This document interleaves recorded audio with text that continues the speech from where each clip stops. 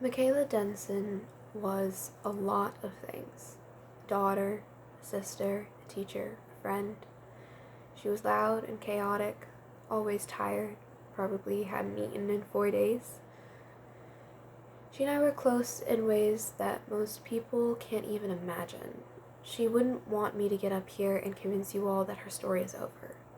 She would want me to remind you that she still lives on in each and every one of us, in our stories and in our hearts. Kayla was someone who treasured laughter. Sometimes she forgot to think and said and did the craziest things. She was always quick to respond with a sly comment or a witty remark. She was clumsy. People would always say, "Don't pull a Michaela and try and phase through the tables." She was so clumsy that it was so often said that she was in open relationship with the ground and that gravity was their biggest shipper.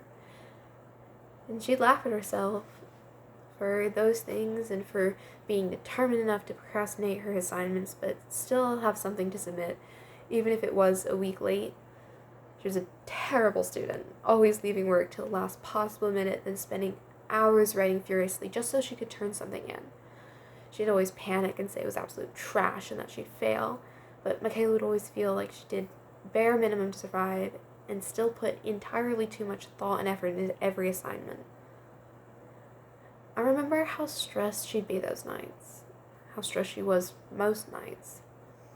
Those were the sleepless nights where she'd have to convince herself to stay.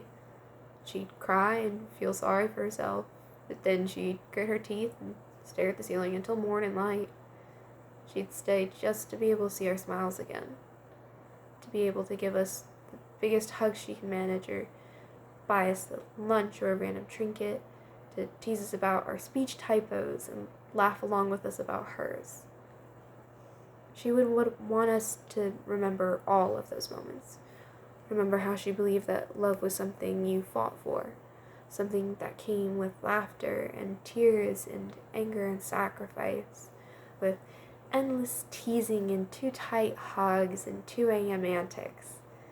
She would want us to think of her when we say something sarcastic, when we slip and fall by our kitchen sink, when we get a chance to hold that person that makes us feel seen and loved. Michaela wanted a lot of things, but most of all, she'd want us to remember.